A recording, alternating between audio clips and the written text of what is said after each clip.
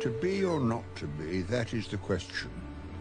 Whether it is nobler in the mind to suffer the slings and arrows of outrageous fortune, or to take arms against a sea of troubles, and by opposing end them. To die, to sleep, the chance to dream. Aye, there's the rub. For in that sleep of death, what dreams may come, when we have shuffled off this mortal coil, must give us pause.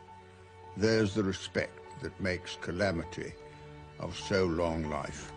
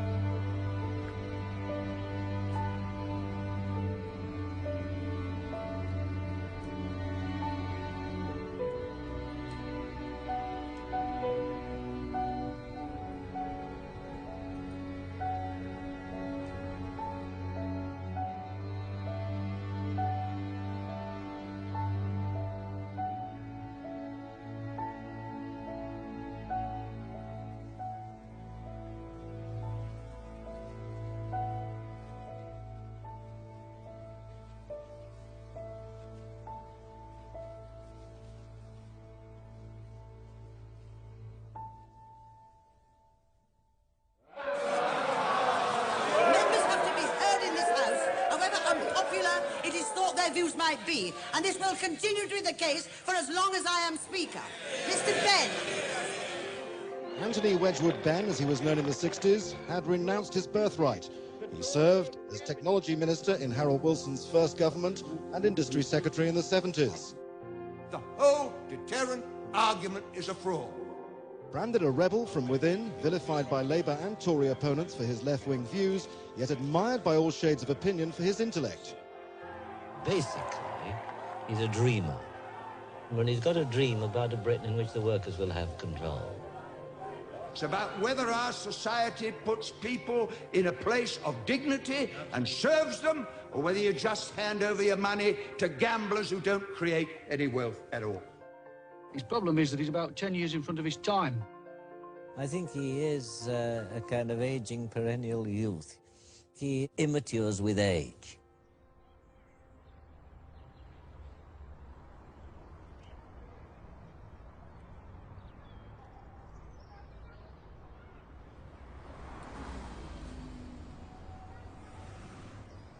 Age is something put upon you by events, but it isn't something that you feel normally. I don't think of myself as being very old, because you still look at the world through the same eyes.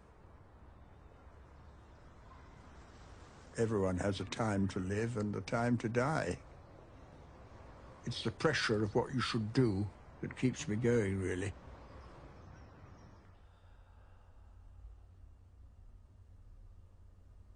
I have come to terms with death.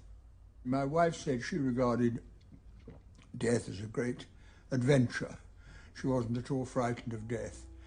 And she taught me how to live, and she taught me how to die, and you can't ask more of anyone than that.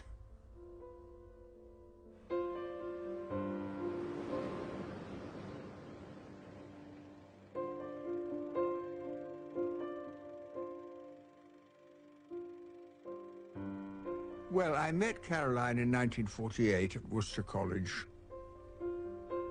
She'd come to the end of her summer term as a course at Oxford, and I met her on the 2nd of August.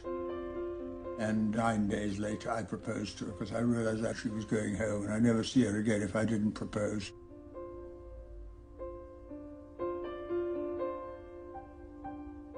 I proposed on a bench in Oxford outside a church, and later I bought the bench from the church for £10, and it's now been put in front of her grave, and her spirit inspires the whole of this place and all my family.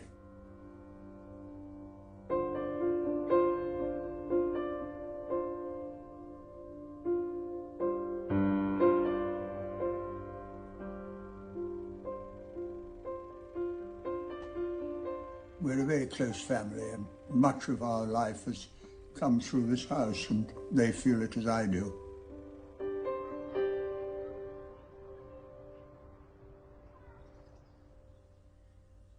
My father once said to me, every life is like a pebble dropped into a pool, and the ripples go backwards and forwards forever, even if you don't see them again, and that is true.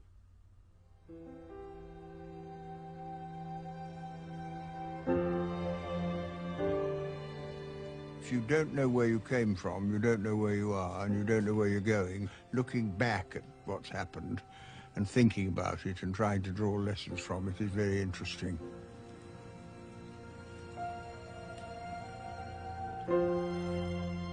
I was brought up in the non-conformist radical tradition. My dad was a socialist, and his grandfather had been a congregational minister, and he was a Congregationalist in his thinking. And so the two married together very well, the political and the personal. I had two brothers, Michael, who was nearly 4 years older than me, and David, who was nearly 4 years younger. My mother was a very dedicated Christian and campaigned for the ordination of women. And I think she implanted in my mind the idea that all real questions were moral questions. Is it right or is it wrong? You could argue about that, but that was really the key question to ask.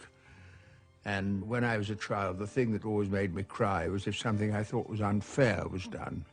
And that registered with me very much indeed.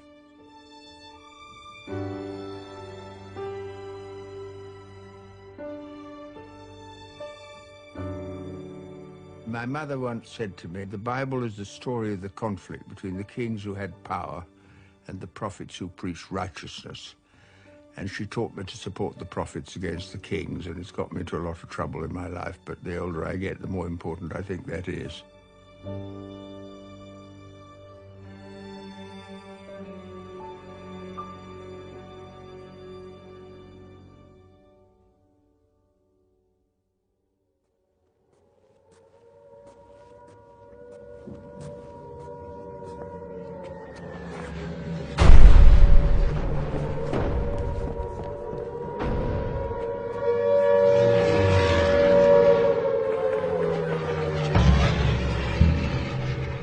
Throughout the 1930s, the fear of war and of the destruction war would bring was a dominant consideration I had in my mind.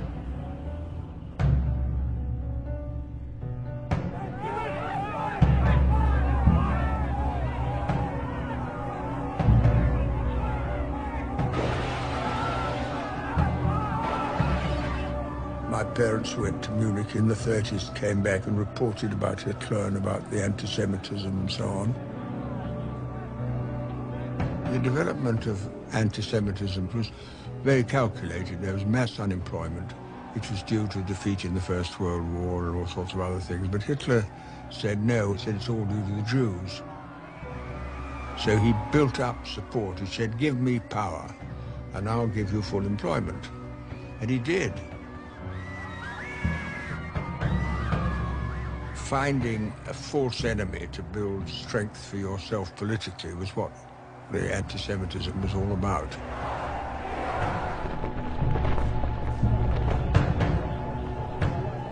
Weak governments like war because it very often makes them look strong and tough. And that is one of the things we have to watch very, very carefully. Who wants war? The arms manufacturers, weak political leaders, newspaper editors are looking for a better circulation.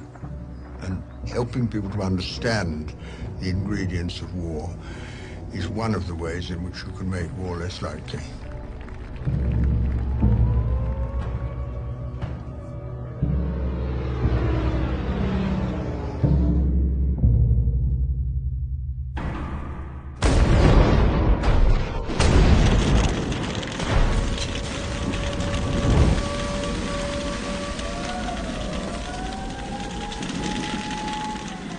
To be in a country at war when the country is fighting for its survival is very frightening.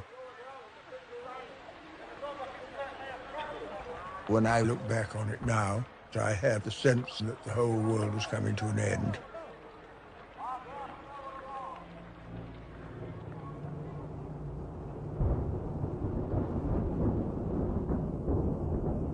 When the war came, I joined the Air Force as soon as I was old enough. And in the years of the war, I had my real education because I'd been privately educated, and you don't meet anyone but a very narrow section of society. And in the Air Force, I met everybody. That really shaped my thinking very, very substantially. I spent a year in Zimbabwe during the war learning to fly. It was then called Southern Rhodesia. It was a society which had none of the basic rights that we had been taught were human rights. And at that time, the Africans had no vote at all. It was all entirely controlled by the white population. And that really interested me in the liberation movement. And when I got into Parliament, I got very deeply involved in the movement for colonial freedom and working with the South Africans against apartheid and so on.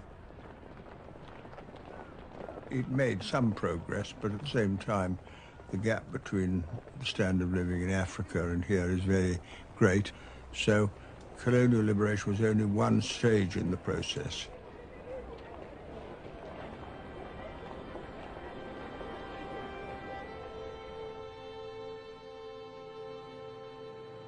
While I was in Africa, we had classes every day on various aspects of flying. And at the very beginning of the class, somebody came in and brought the letters from home. And there was a telegram from my mother. It said, precious Michael gave his life today, family more united than ever.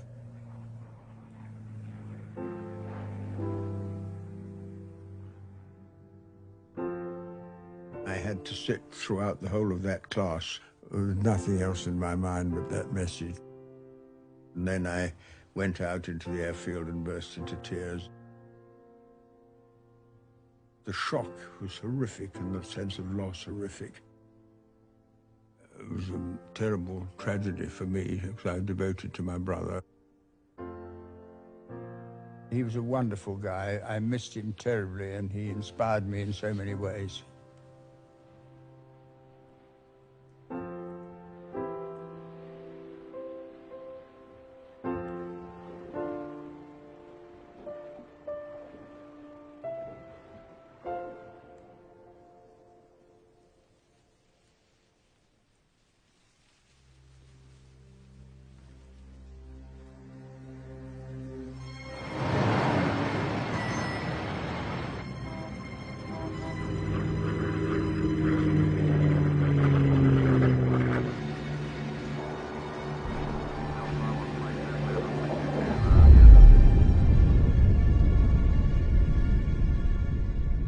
I was in the services, and I remember hearing on the news that the Americans had used this extremely powerful weapon.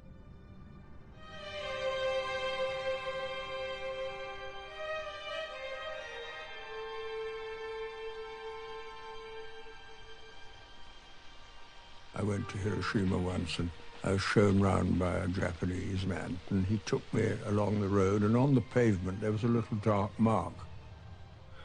And I said, why are you showing me that? And he said, well, that's where a child was sitting when the bomb landed. And the child was vaporized, and all that was left of that child was a little mark on the pavement.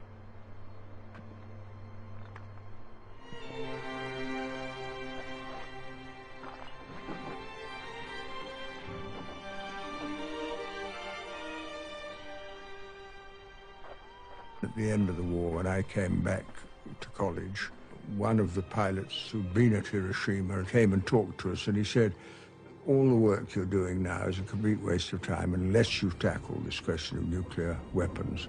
And that made me know what I wanted to do. I wanted to go into Parliament.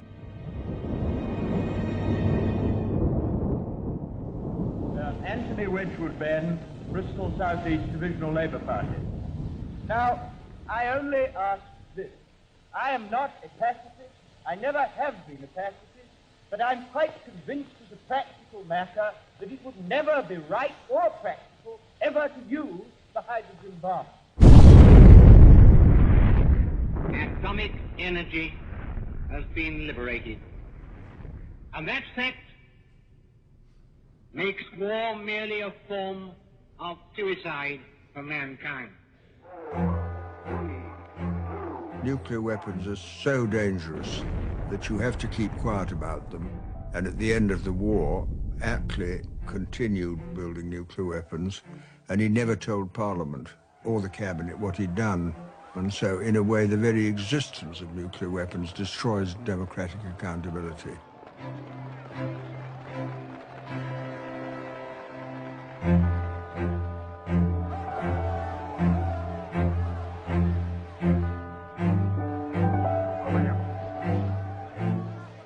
I was a shadow spokesman for the Labour opposition in Parliament on defence, and I resigned in 1958 because I couldn't contemplate circumstances under which we could ever use the nuclear weapons.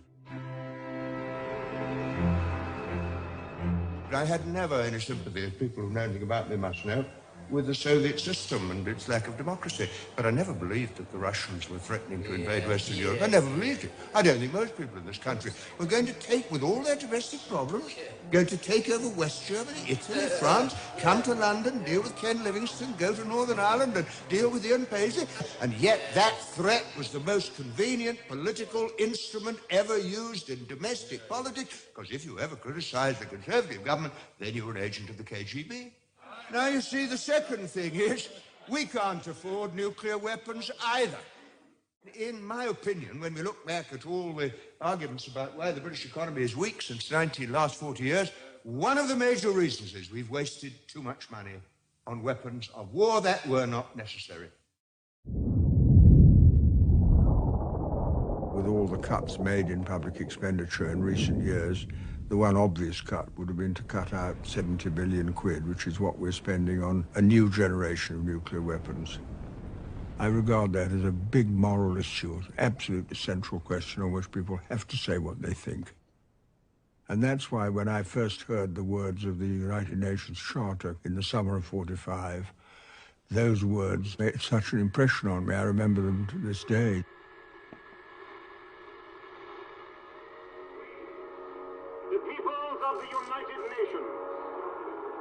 Determined to save succeeding generations from the scourge of war, which twice in our lifetime have brought untold sorrow to mankind, and to reaffirm faith in fundamental human rights, in the dignity and worth of the human person. Those words registered with me because here was a statement being made on behalf of the human race. And I still believe that the UN's got a huge role to play in order to avoid conflict and resolve the world's problems.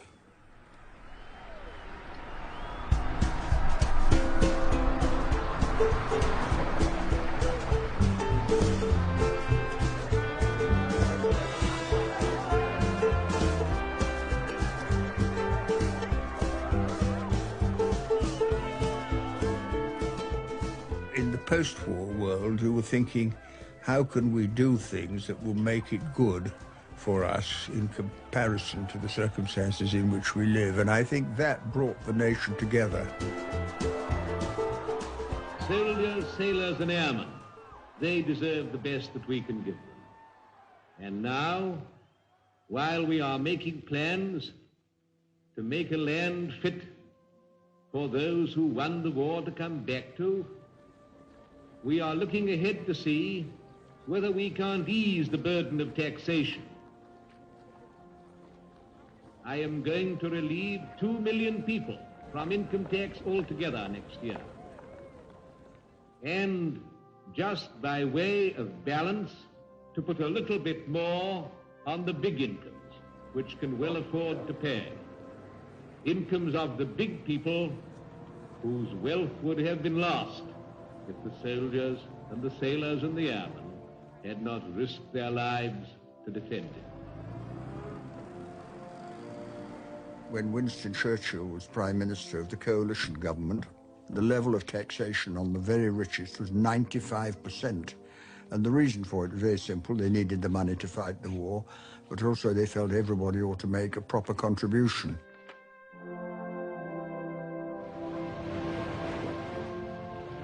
I remember going on a troop ship to South Africa in 1944.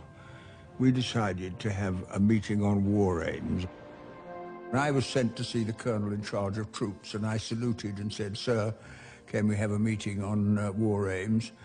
And the colonel said, "No politics in it, Ben." And I said, "Oh, no, not at all." And we had the most wonderful political discussion. And one lad got up, he said, in the 1930s we had mass unemployment, but he said, we don't have mass unemployment in wartime. He said, if you can have full employment by killing Germans, why can't you have full employment by building hospitals, building schools, recruiting teachers, recruiting nurses? You've got to do in peacetime what you do in wartime, develop your policies to meet people's needs. And it was that argument that triggered the 1945 victory, brought us big social changes.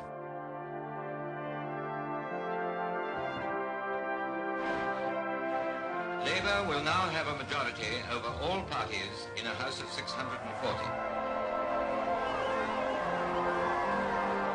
The course of the next few years may well decide the future of civilization for decades or for centuries.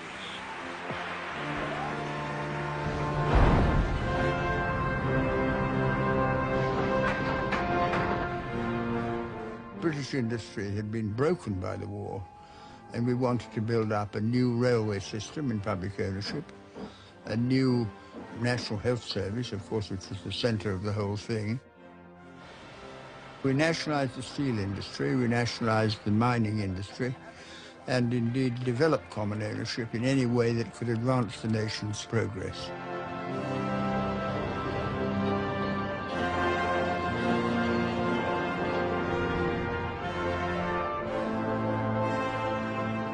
At the time, we were completely bankrupt. We'd spent every penny we had on the war. Clement Attlee took Britain through that and built the National Health Service and the welfare state and started a big housing program. And it was a remarkable recovery that we had.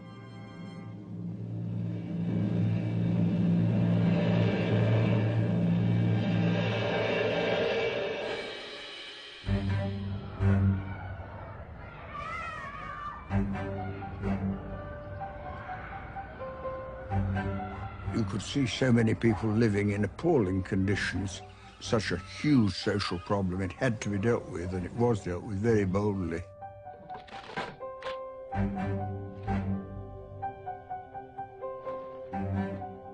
Before there was a health service, there were a lot of people who had no health care at all.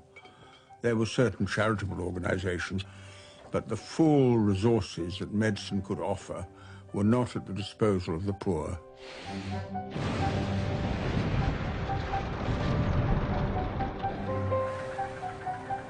And Labour's housing programme was regarded as the great achievement of the post-war Labour government. They built hundreds of thousands of flats and homes for people.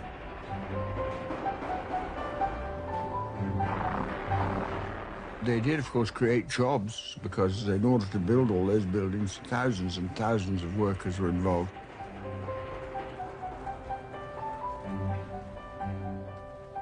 When they went up, they were seen as a sign of the new future for everybody. And when you look at the National Health Service, the welfare state, the rebuilding of our industries, it was a formidable achievement.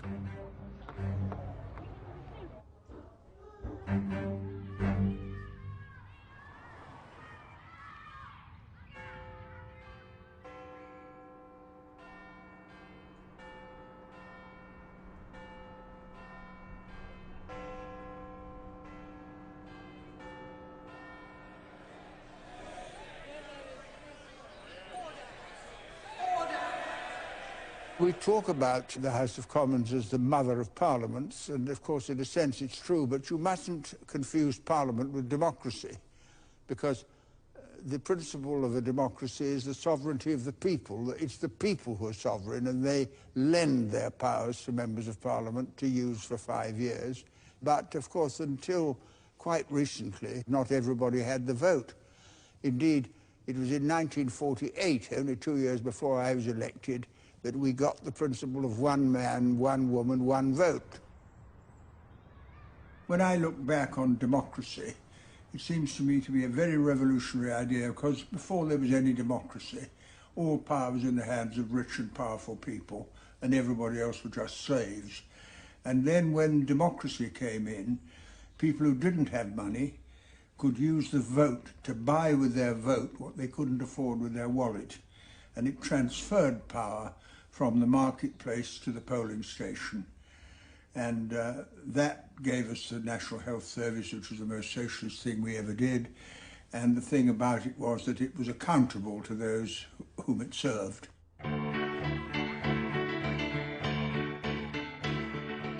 One of the biggest battles I fought, and it was personal but also political, was a battle I had to keep out of the House of Lords.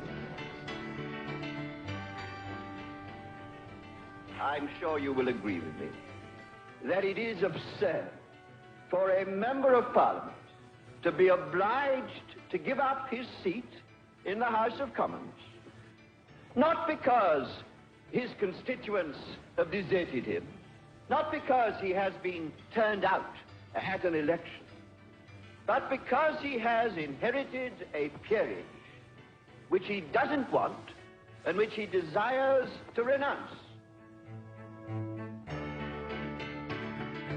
Well, there was a lot of public sympathy for somebody who didn't want an honour. But of course the real issue was, could this bit of nonsense about a peerage prevent a constituency from picking who they wanted to represent them?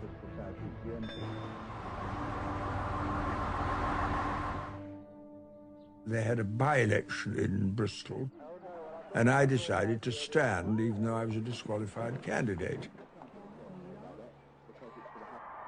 The undermentioned person has been duly elected to serve as member for the said constituency. Anthony Neil Wedgwood Benn.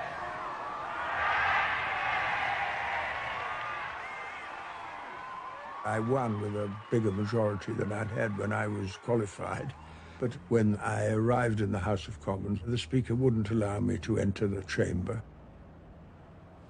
Mr. Benn, what do you think of this judgment? Well, I think the interesting thing about it is this. The judges had to do an assessment of what British parliamentary democracy means in 1961, and they came to three conclusions. First of all, that the House of Lords is more important than the House of Commons. Secondly, that the democratic rights of electors to choose their own member of Parliament must never be allowed to challenge the hereditary privileges of peers. And thirdly, that if electors do attempt to challenge it, as they did in Bristol, then they are to be punished by having a defeated candidate put in their place. I don't believe in a hereditary member of Parliament. I mean, if I go to the dentist and he begins drilling my teeth and he says, I'm not a dentist myself, but my father was a very good dentist, I think I'd pick somebody else. I don't believe in hereditary appointments of any kind. The present House of Lords is an absolutely obsolete idea. You can't have people making laws in Parliament who haven't been elected. You can't get rid of a member of the House of Lords. You can't actually contribute to getting somebody in the Lords. It's all done by patronage. And if you don't like it, well, you just got to lump it. So I think the House of Lords should be abolished. In the end, legislation that allowed people to renounce went through, and I went along and renounced that afternoon. And then there was another by-election, and this time I was elected. Well, does it work? Where's the doing? Ladies and gentlemen, it isn't on. It isn't on. Okay. Anthony Neil Wedgwood Benn, 20,300.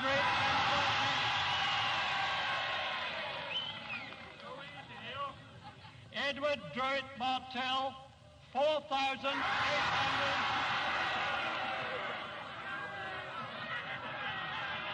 You have defeated the Tory cabinet. You have defeated the House of Lords. You have defeated the courts. You have changed the constitution of this country by your own power.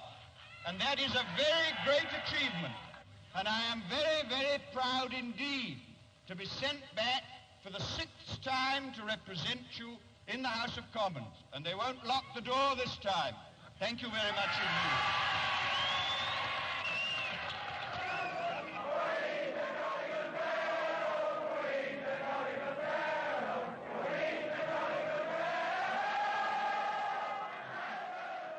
My constituents wouldn't give way. And that's the most important lesson I've ever learned in my life. If you want justice, go to the people, don't go to the guys at the top. And if you carry on, you can win.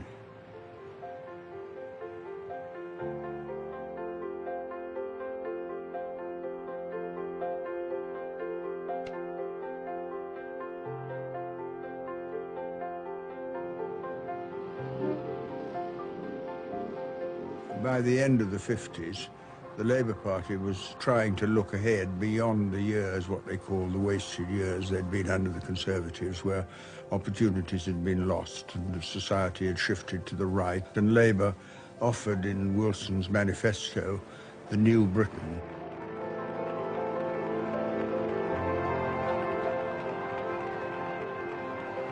It was an idea that we could start again and build on what was good in us.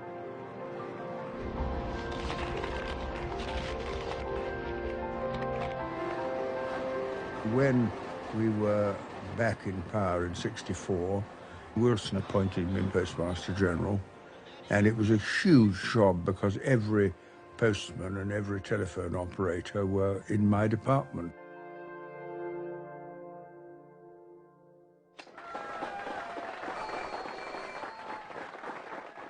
This is a great communications center. It will be joined to the world satellite system and is part, therefore, of a global network. I really, really enjoyed the post office, but Wilson came to me in the summer of '66 and said, would I take on the Ministry of Technology? From London's Houses of Parliament, the ancient seat of government in Britain, look half a mile up the Thames, and you'll see the brand new offices of a brand new idea in government. This is Mintech, the Ministry of Technology. The object of technology is to get more out of less. This is what it's all about. He's been given the job of getting more out of computers, nuclear power, machine tools, hovercraft, electronics, aerospace, shipbuilding, automation, engineering.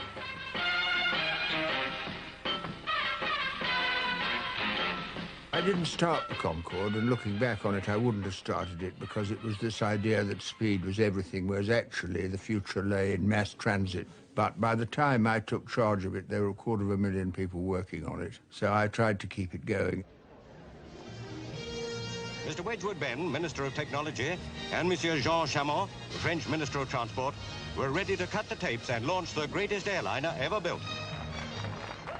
My interest in the Concorde was never in the metal. It was in the people who built it and designed it. They were brilliant people.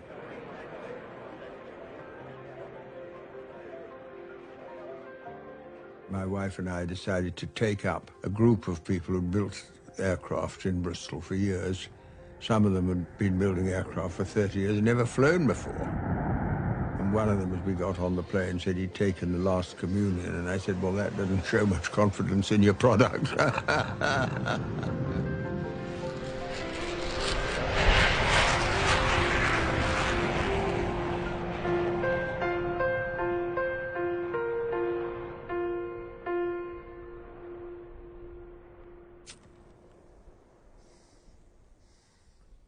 In 1975, I was moved from the Department of Industry to the Department of Energy, and it was at a critical period because North Sea oil began coming ashore.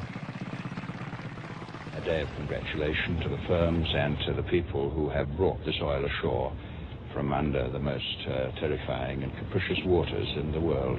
It's an astonishing technical achievement. This is the first bottle of North Sea oil that was brought ashore, and I was there to receive it.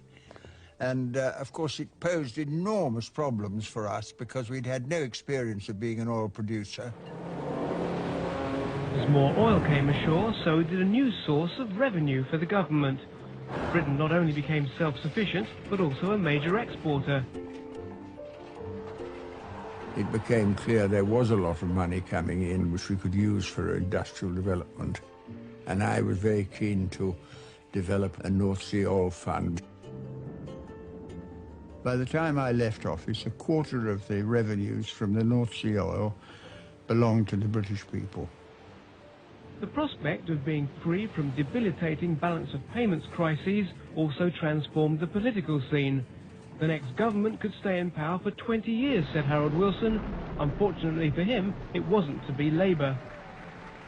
When Mrs. Thatcher came to power, she sold off the oil we had and used it to pay for redundancy pay for people she'd sacked.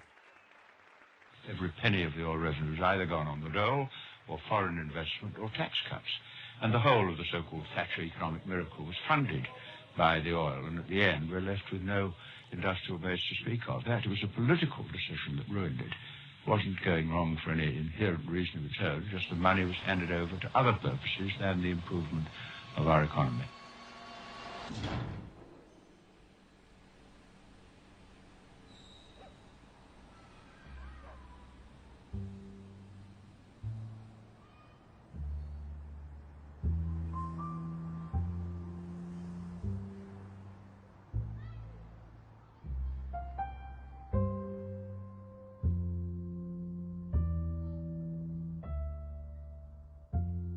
All choices are choices between right and wrong. They're all moral choices, political and personal.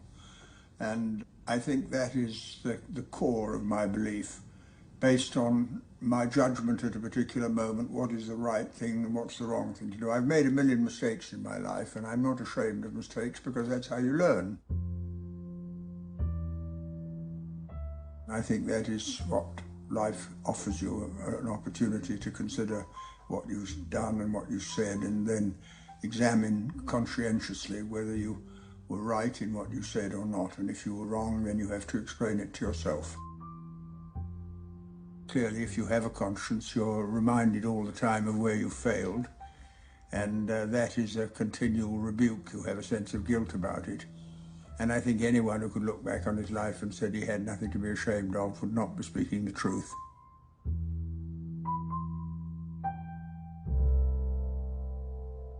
Well, I've made a lot of mistakes.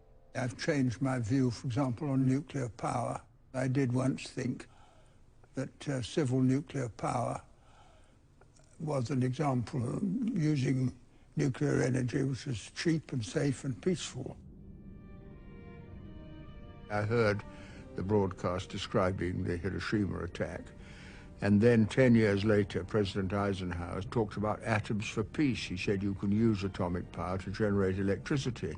And I thought, well, this is a sort of classic case of swords into plowshares. And I used to argue that civil nuclear power was safe, it was cheap, and it was peaceful. It is with pride that I now open Calder Hall, Britain's first atomic power station.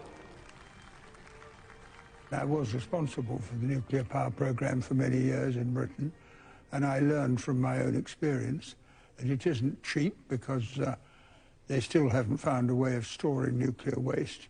It isn't safe if you look at Chernobyl and Fukushima and all the rest of it. And it isn't peaceful because I discovered after I left office that while I was there, without telling me, all the plutonium from our nuclear power stations was sent to America for their weapons program. So every so-called civil power station was actually a bomb factory for the Pentagon.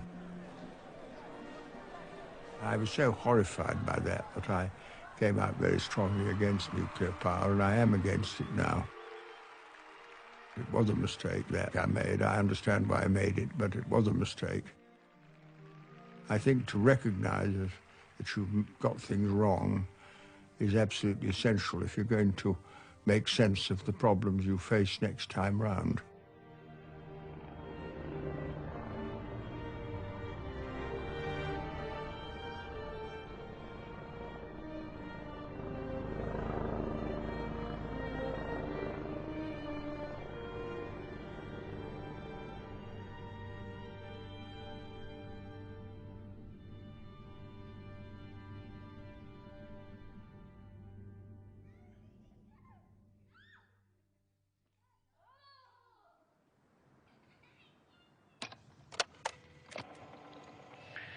is the first time that I've dictated my diary on tape, but it will allow me to speak much more frankly than I could do if I was dictating to a secretary.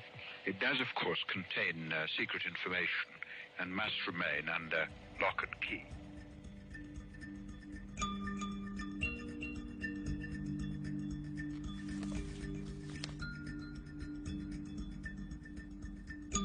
I began doing a journal during the war, simply jottings of what was going on and what interested me.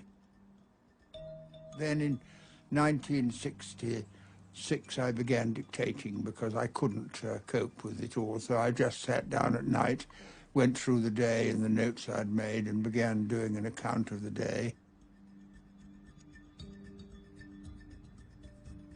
They're a record of my life and what happened, what I thought and who I met and what I did and the conclusions I reached. I suppose in a way they might have been letters to a friend, but they do represent a complete record of my political life. When you compare my accounts of cabinets with the official accounts, the decisions are the same because they both obviously report, but the cabinet minutes are very boring. They don't say who said anything. Mine say who said it and what the feeling was and how the anger rose and so on. So it's a more human account, really. They've been useful to me in the sense that they've sorted out what I was thinking at the time, and therefore my opinions came out of the diaries. And so it is really just the account I give to the Almighty on the Day of Judgment. Well, that's it. Oh, God, I'm tuckered. It's the end of Monday, the 22nd of March.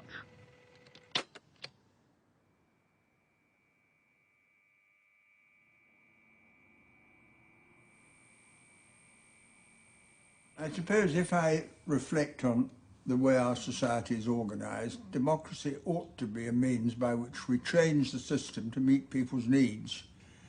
And it's been subtly transformed into changing people to meet the needs of the system. And that is the great failure. Many people go into Parliament with left-wing ideas and then end up on the right. I went the other way. What really shifted me to the left was my experience as a minister, because I realised as a minister that governments were in effect controlled by people you didn't elect. Of course, if you want to get on in politics, you have an interest to please the people in power above you. But there are elements there where you're under pressure to do what you might not want to do because of the fact that if you didn't, you'd lose your job. And I found that slightly uneasy, but it wasn't dirty and it wasn't corrupt, but it showed that power had shifted to someone above you rather than coming from people who had chosen you. I always saw the Labour Party as an instrument of change, and then I realised as a minister that the government of which I was a member was not involved in changing things, but trying to run the system better. And that is not what I thought it was about. He remained popular until he began to adopt a more radical political position. He spoke at the Upper Clyde Shipbuilders Working in 1972. We have, as the main speaker, a man who needs no introduction in Clyde side, Tony Wedgwood Benn. Our task, if we want a responsible society, is to give responsibility to ordinary people and take away the privilege from a minority who have dominated this country for too many centuries. Good luck, comrades. Thank you for your time today. After his involvement at UCS, Tony Benn moved to the left, and his speeches became more controversial. Now, the word socialism is spat out on the media as if it was a sort of disease. They get a picture of somebody, sometimes me, with his hands out and his eyes open. Socialism, they say, and the children are put to bed, and mother has another Ovaltine and settles down to her novel from the Boots Library, and people hope it'll all go away. But that's not how it's pronounced. It is socialism. It's about trying to construct a society around production for need and not just for profit. you realize that if you were going to make a change, you had to make a big change. And that is what being on the left is about. It's about getting away from dealing with the status quo and trying to adjust it, to trying to think of a better sort of society where people's needs are met more easily and effectively.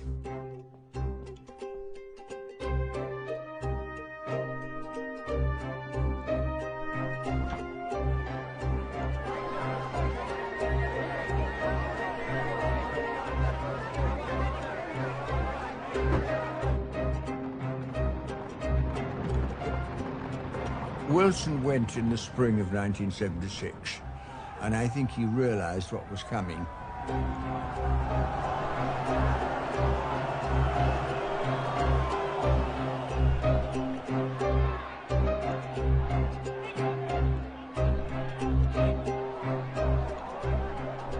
The International Monetary Fund and big business around the world decided they didn't like a Labour government, so they forced us to make cuts.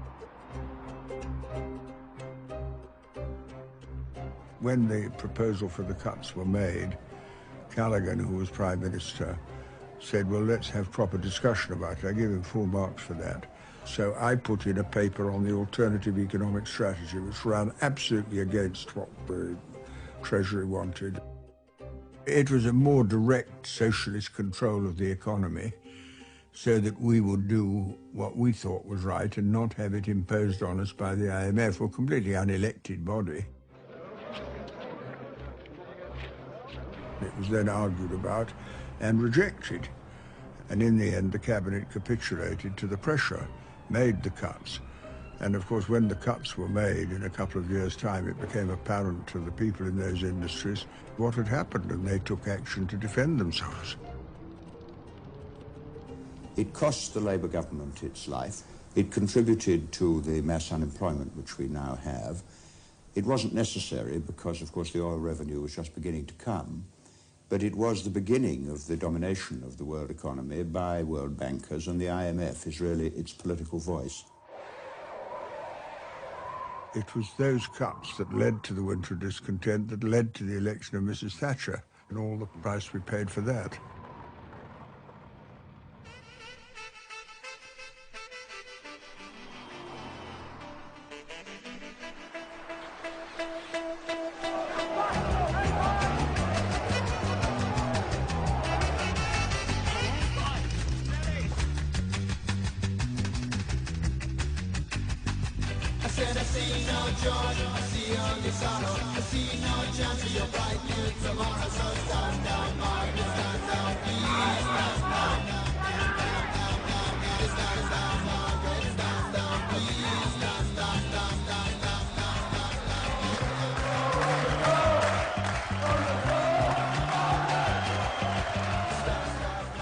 There are 1 million people now who are long-term unemployed, that's to say over a year, and something must be done. We are building up a society so unstable and so unfair that it's simply not acceptable. I sometimes wonder if I'll ever get a chance just to see feed my children in a holiday jam. I like seeing eating a concrete.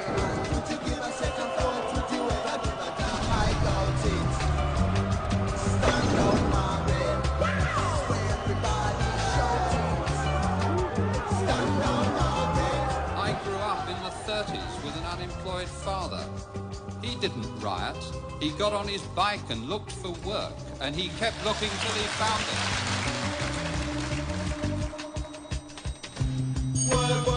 White love, world war.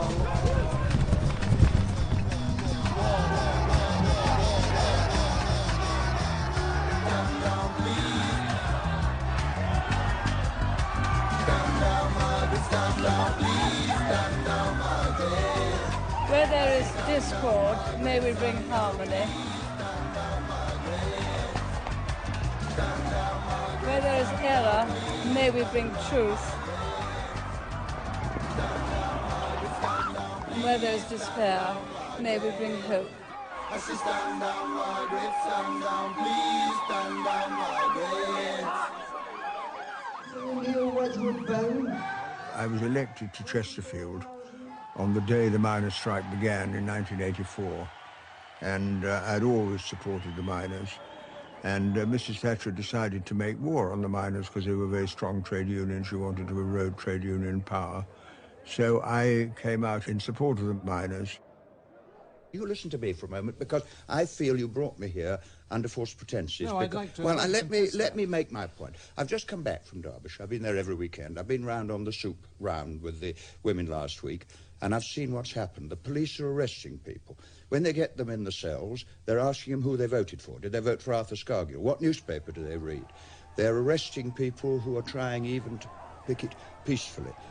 And I think the ITN coverage of the dispute has been a disgrace, because here are people defending their jobs. They're trying desperately to see that their communities are not killed. Oh, I don't think that's the case, Why don't you cover the crisis in the mining industry upon which you and I will depend for energy when the oil runs out? As I tell you candidly, why I support the miners.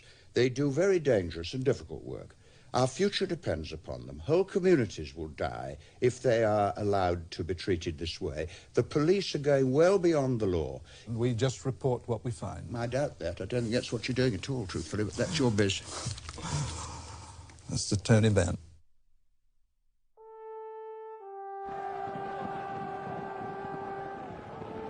It was class war.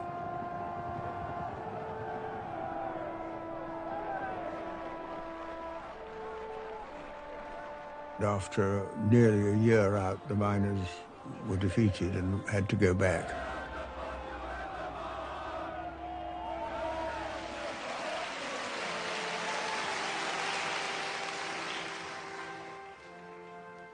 This band behind me will tell you that that trophy means more to me than out else in the whole world. But they'd be wrong. Truth is, I thought it mattered.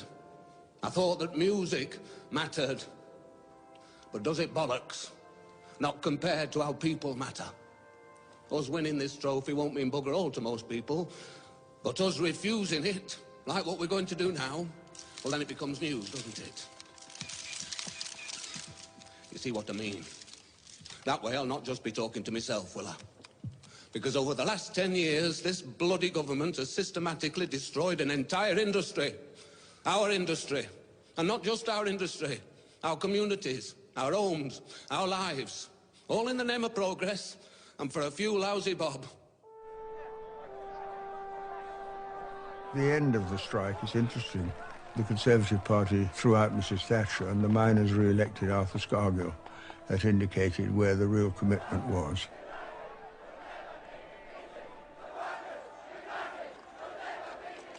Whether you win or lose a battle, in the long run doesn't matter. The question is, did you fight it hard?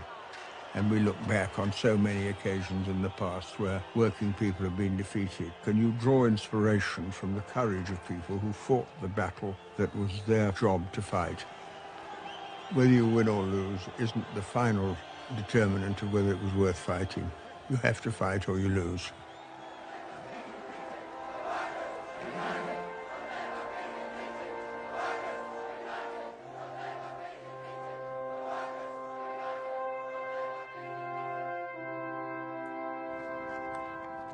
When people look back on her life now, the divisions and suffering which she caused and injustice which she perpetuated are much more remembered than the triumphs which she claimed. We haven't come here to insult anybody. We have come here to tell you there's a different point of view than the one that the media has been pushing and ramming down my throats all the week. And if the family of Mrs. Thatcher feels insulted, let me tell them that our families are mortally insulted by the eulogising of a woman who absolutely destroyed our communities and our ways of life.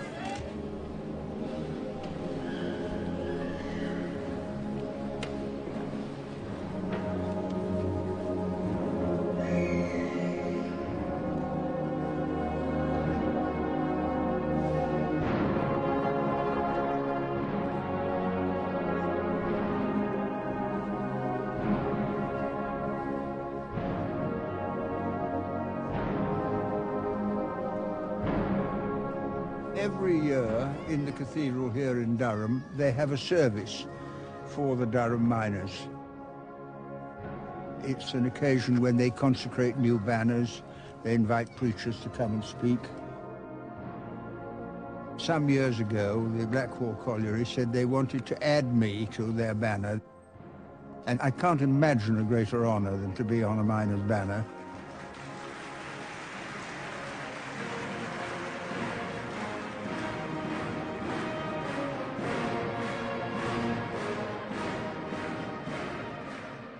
The gala is the big event of the year in Durham.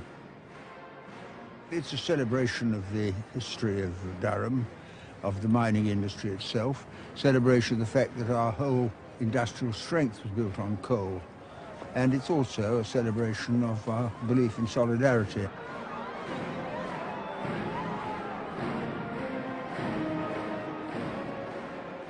There are no pits left in the Durham area, but you can close a pit, but you can't close miners.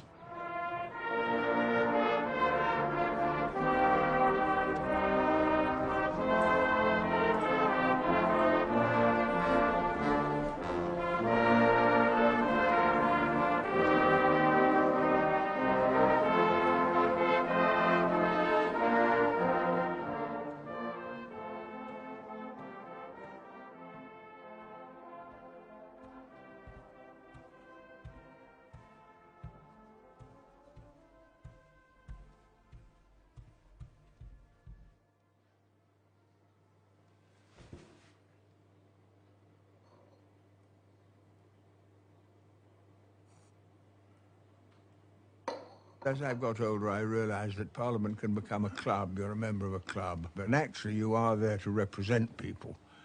It's not just a cosy little place where you just meet and govern the country. It's a place where real issues are decided, and you have to put forward your arguments with passion and vote according to your conscience. And so I did vote on quite a number of occasions against the Labour Party, including Labour governments. And I did so because I felt very strongly that was the right thing to do. Well, I'm a socialist, and if you support working people, you do get attacked. And they presented you as if you were a sort of, not quite a terrorist, but an enemy of society. The Right Honourable Tony Benn was once described as a mad Marxist werewolf. The main protagonists in the by-election had already taken up their positions. Tony Benn was trying to meet as many people as possible to prove he doesn't actually have horns. They can call me a Marxist, a Jesuit, a flat earther, a Trotskyite, a vegetarian. I don't care, because I know why they call us names. It's because they dare not face our arguments.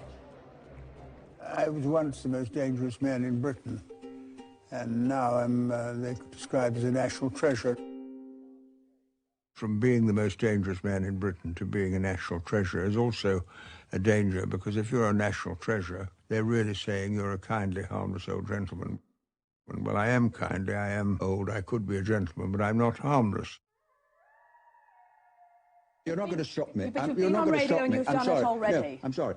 The Disaster Emergency Committee Gaza Crisis is available at P.O. Box 999, London, EC3A 3AA. And I know from the BBC, because I've been here most of the morning, nobody here agrees with what the BBC have done. You did hear the line from management there that it's a question of raising impartiality. The public will be concerned. And the other issue, of course, will the aid actually get to the people? Well, if you saw children dying as they are today in Gaza, wouldn't you want to send it? People will die because of the BBC decision. Let me be clear about that. And I started my life 60 years ago as a BBC producer. I love the BBC. I support it. But it is capitulated to Israeli pressure. That's the truth, I have to tell you. I got a death threat the other day. I haven't had one for ages. I was so chuffed. It shows that I'm not seen by people still as harmless.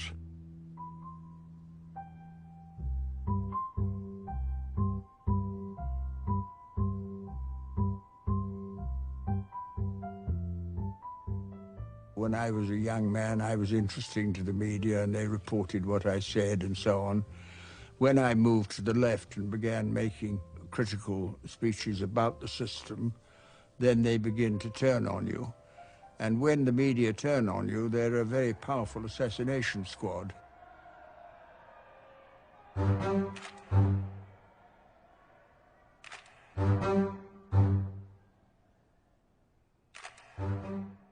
I have seen the media at its most savage. The conventional view was that I had destroyed the Labour Party by what I was saying, and that wounded me because it wasn't true, but it was very, very damaging, as it meant that anything you did was written off immediately.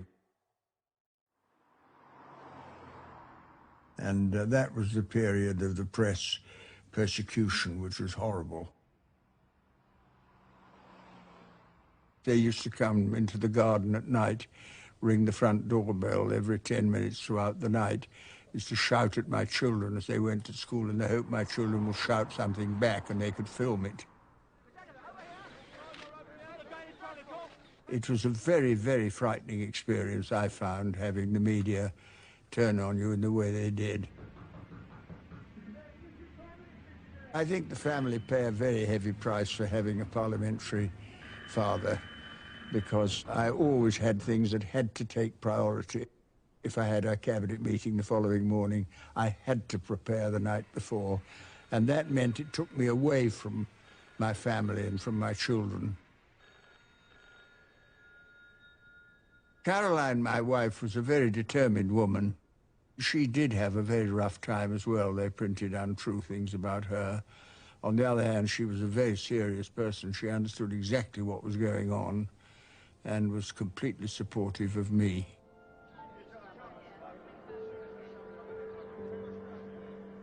My dad said when I was young, always say what you mean and mean what you say.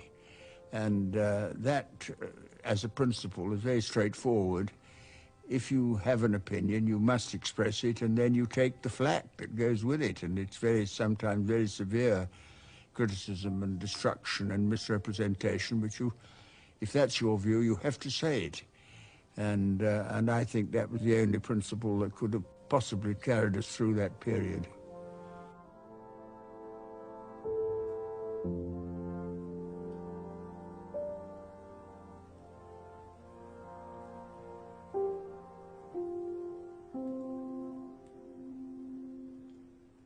We were defeated in 1979, and that was the last time I held ministerial office. So my experience from then on was never of politics from the inside at the top. It was from the outside at the bottom.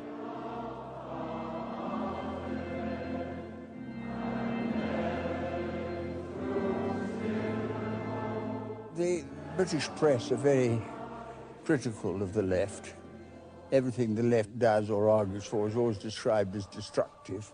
Matter of fact, when I look back on the history of the Labour Party, it's the right who've always got us into trouble. Kinnock, Neil, 71.272%. I therefore declare Neil Kinnock elected as leader of the Labour Party. Neil Kinnock came to power at a time when the Labour Party was on the defensive. We'd lost an election, and Neil became leader. And I think of Neil as the grandfather of New Labour. He thought the party would only succeed if it abandoned socialism and appeared as a centre party. Kinnock, who was a figure of the left, was very, very critical of the left, and always wanted to present himself in a different position from the one that I think he really held. He probably thought that the only way you'd win would be to move to the centre.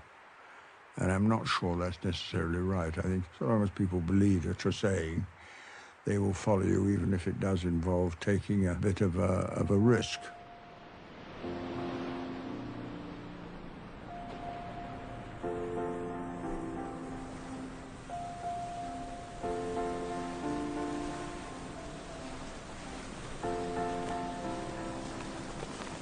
We've tried to make capitalism work with good and humane Labour governments, and we haven't succeeded because it can't work, because it rests on injustice, lives on inequalities, and if you try to modify them, then they turn on you and cut back your gains and throw you back to where you started. The argument always was if you move to the centre, you'll win, but if two centre parties competing for public support, neither of them can be real about changing things. Mrs. Thatcher did change things. She launched into a violent counterattack against democracy and the Labour movement. She did radicalise and create a new situation which New Labour inherited in 1997. But then New Labour was really based on the idea you accepted what Thatcher had done and just bumped along. And when Blair became leader, he said in 1994, New Labour is a new political party, which really was a Thatcherite party. And I will devote every breath that I breathe, every sinew of my body, to ensuring that your grandchildren do get to live in that new Britain, in a new and better world. New Labour, New Britain. I think the conclusion that lay at the heart of the foundation of New Labour was the idea you couldn't win if you didn't adopt Mrs. Thatcher's policies. And when Mrs. Thatcher was asked her greatest achievement, she said New Labour. The Labour Party was set up as a socialist party, and then when Blair became leader, he abandoned Clause 4 of our Constitution. Clause 4 did make us into a socialist party. It contained within it a basic socialist idea. The purpose of the Labour Party is to secure for the workers by hand or by brain the full fruits of their industry on the basis of the common ownership of the means of production, distribution and exchange, and the best obtainable means of popular administration of each industry and service. It was a comprehensive statement. Democracy should determine how our industry develop and not leave it to the simple and crude criteria of whether you were making a profit in one year or another.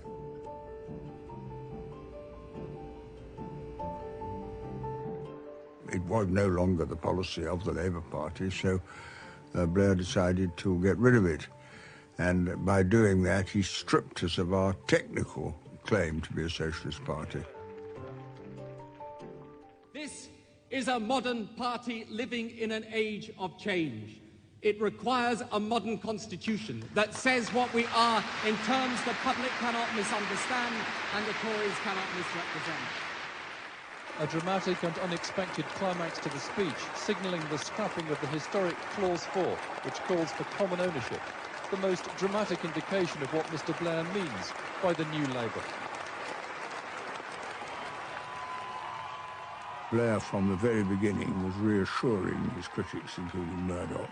Don't worry, when we get there, we won't be a socialist party, we'll be a centre party, and we'll do it better than Thatcher. So in the end, the election was won, I won't say on a fraud, but won on a misunderstanding of what we were really about. I think we all realise now that the weight of history is upon our shoulders. There's very great excitement and there's great hope in Britain today, and we celebrate that.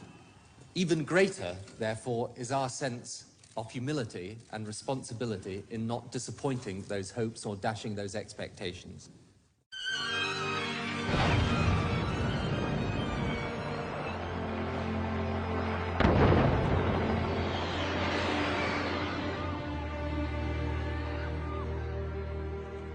Whatever the risks we face today, they are as nothing compared to the risks if we do not halt Saddam Hussein's program of developing chemical and biological weapons of mass destruction. Does Iraq possess weapons of mass destruction?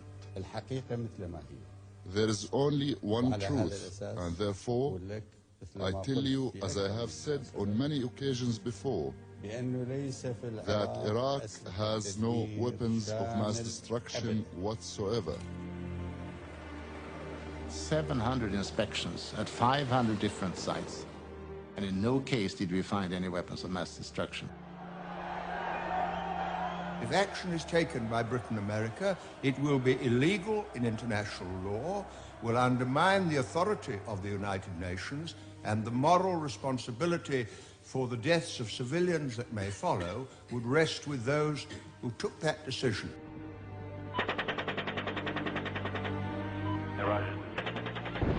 The war cost hundreds of thousands of lives and didn't solve the problem, and we're still there, and it was an imperial war. I think that the decision taken to tell the British Parliament that we had to go to war with Iraq was based on false information and led to war and bloodshed and death. And therefore anyone who did that has a responsibility for it. And I think till the day he dies, he will live with that knowledge. Oh yeah, look at that, right through the windshield.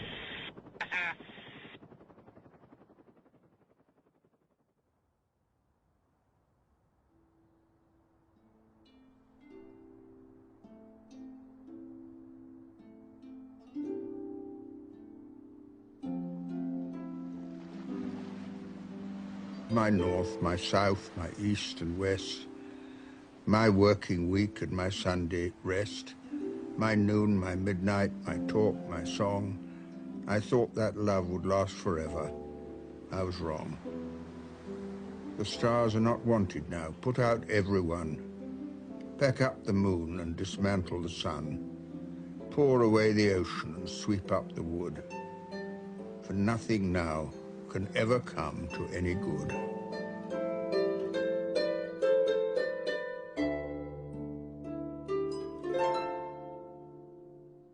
Well, she was very ill. She had cancer, and for about 4 years she got progressively worse.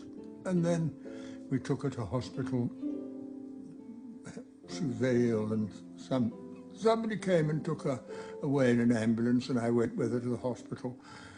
And then the night she died, I was with her, and my 4 children were there, and the Macmillan nurse said to me, "If you like, you can say to her, you can go now if you want to, we're all here." So I said, "Well, if you want to go now, you can, we're all here." And a few moments later, she stopped breathing. And it was a dramatic moment. And my first thought was, at any rate, she suffers no more.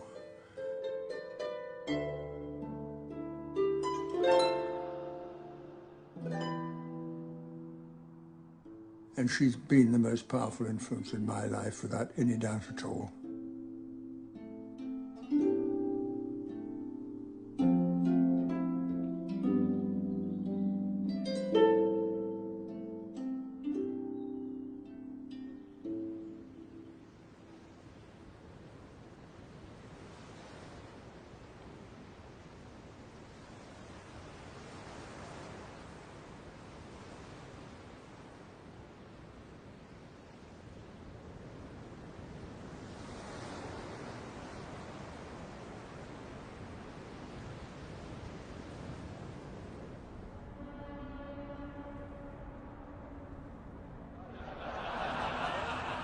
May I thank the Prime Minister for all the very hard work he's done over the last 4 years, and the Leader of the Opposition for the help he has given. May I also express the hope that on June the 7th, people realise that many thousands of people sacrificed their lives to give us the vote, and if they do not use it, they betray that inheritance. It was the right thing to do, to leave Parliament when I did. And my wife suggested it to me. She said, "Why don't you leave Parliament and say you're leaving to devote more time to politics?" And I said that, and that's what I've done. And I have been very, very busy since I left the House of Commons.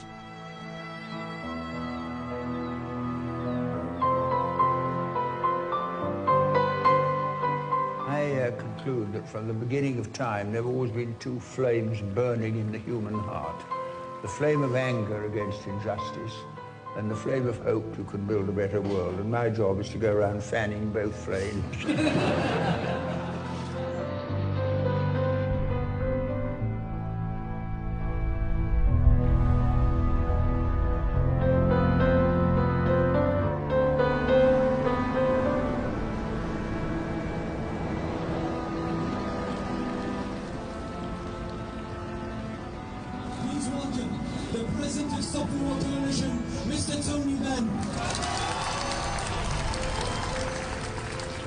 What we're doing today on behalf of millions and millions of people, we're making a demand.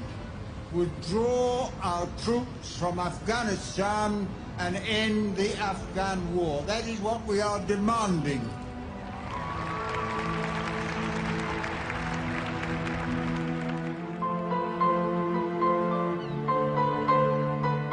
I was in London the other day in my car, and it was clear there was going to be an accident. So I had the brilliant idea. I got out of the car, I lifted the hood, unzipped my trousers, leaned over, and I think the Bank of England call it quantitative easement. And a man came up to me and he said, "Sir," and I said, "What is it?" He said, "I think I know your problem." So I said, "Well, what's that?" He said, "I think your radiator's leaking." So I said, "Thank you very much, I'll go straight to the garage," closed the hood, zipped up the flies and went off.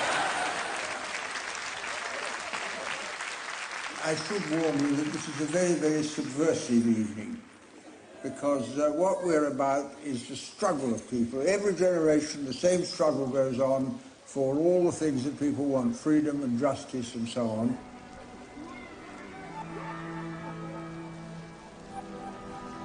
The great lesson of socialism said it's not about conflict between men and women or black and white or Muslim and Christian. It was the conflict between the majority of the population of the world who create the world's wealth and the minority who own and control the world's wealth.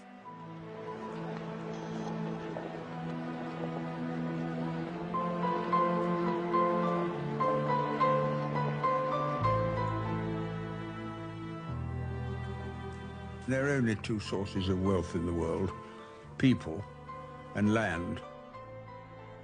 The ownership of land is the core to everything. The land and the coal under the ground and the oil under the ground is the source of wealth. And that idea of the common ownership of land is a very, very basic one, and now it's extended to all the resources that come from the land. And that private ownership system has impoverished a lot of people and enriched a lot of others, and is that democratically acceptable?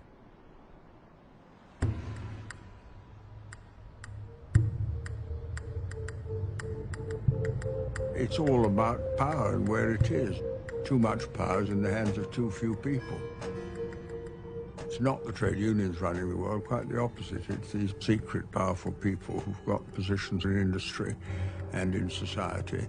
And unless that power is exposed, it'll continue to exercise undue influence and maintain the underclass and the injustices that we see.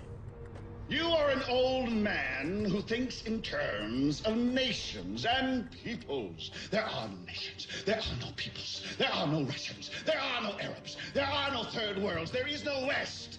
There is only one holistic system of systems. One vast and immane, interwoven, interacting, multivariate, multinational dominion of dollars.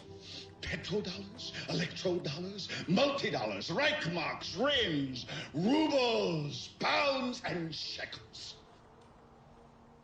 It is the international system of currency which determines the totality of life on this planet.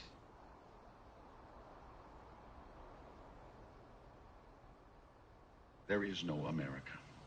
There is no democracy. There is only IBM and ITT and AT&T and DuPont, Dow, Union Carbide, and Exxon. Those are the nations of the world today.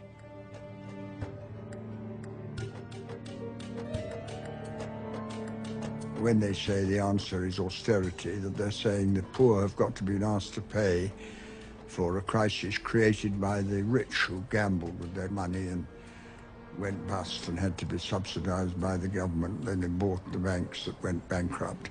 And then they say to poor people, you've got to suffer in order to restore the economy to balance, and that is quite wrong.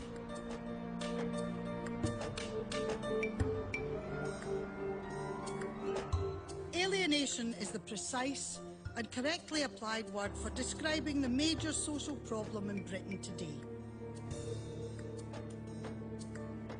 is the cry of men and women who feel themselves the victims of blind economic forces beyond their control. It is the feeling of despair and hopelessness that pervades people who feel that they have no real say in shaping or determining their own destinies. You, Moss, you're such a hero. You're so rich. How come you're coming down here and wasting time with such a bunch of bums? You see this watch? You see this watch? Yeah. That watch costs more than your car. I made $970,000 last year. How much you make? You see, pal, that's who I am, and you're nothing. It is easy and tempting, though, to hate such people. However, it's wrong. What doth it profit a man if he gain the whole world and suffer the loss of his soul?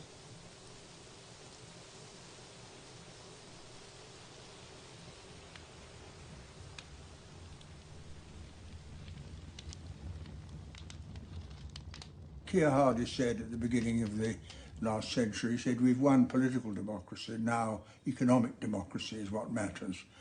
And that makes an awful lot of sense to me because people are still subject really to market forces, and market forces have no human element because market forces are controlled by people who are not accountable to those they control.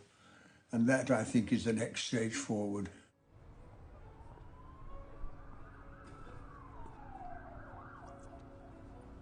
The most powerful instrument against political change is spreading cynicism. They say, oh, well, they're all the same, they're all corrupt, you'll never win. And pessimism can demoralize people engaged in a battle. So you have to believe that you can win.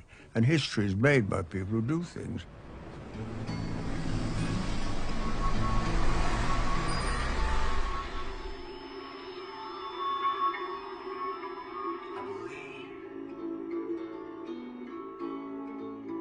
In the hallelujah chorus of the shopping malls, we say we can't, we know we shan't, of course we shall, because I've seen, I believe,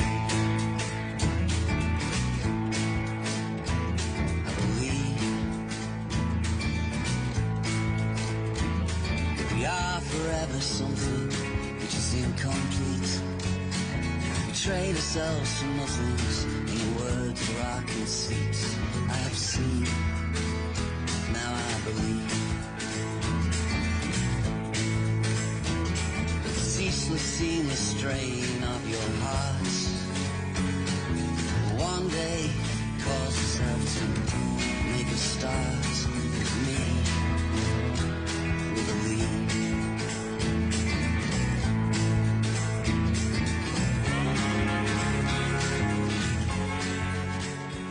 Things are moving much more quickly than in the past, and I think the information that's available through the internet and the mobile telephone and so on is creating a speed of change which will take us all by surprise.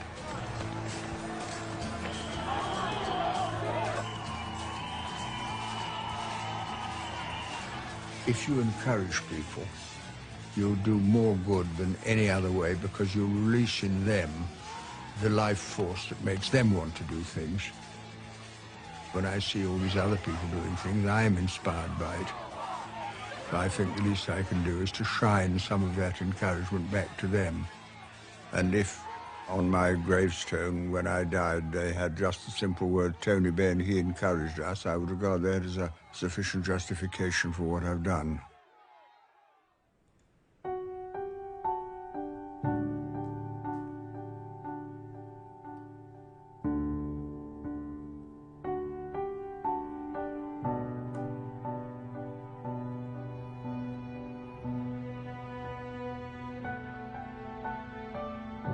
He always said that on his epitaph he wanted the phrase, he encouraged us.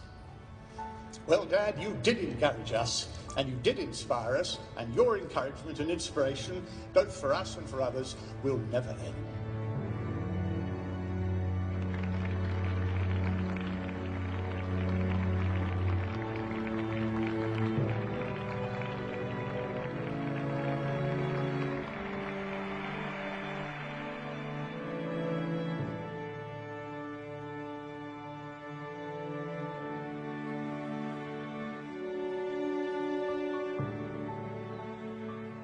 But I think that hope is the fuel of progress. If people don't feel that what they do will make a difference, they won't make the effort.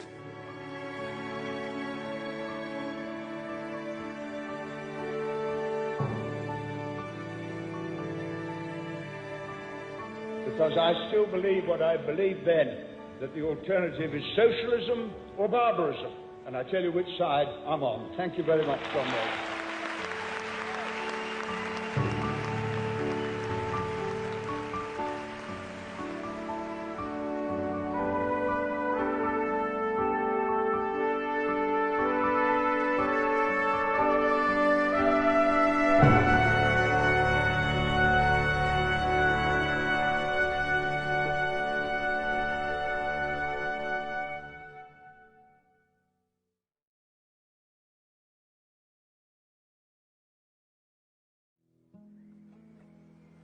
If we don't have a dream, what do we live for? If we don't have our dreams, what did James Connolly die for? Look up, the sky is burning with blood the workers shed. We'll carry on the battle for roses and bread. Bread and roses, roses and bread. We'll carry on the battle for roses and bread. That's your bit. Bread and roses, roses and bread. We'll carry on the battle for roses and bread. Everyone, come on. Bread and roses, roses and bread. We'll carry on the battle for roses and bread. He was born to organize. That's what Jack Jones lived for being a union man. That's what Joe Hill was killed for. Let's dream that dream of dreams, a life without sorrow, and maybe our dreams will build a new tomorrow. Where look up, the sky is burning with blood the workers shed. We'll carry on the battle for roses and bread. Louder. Bread and roses, yeah. Roses. Whoa. We'll carry for roses and bread again.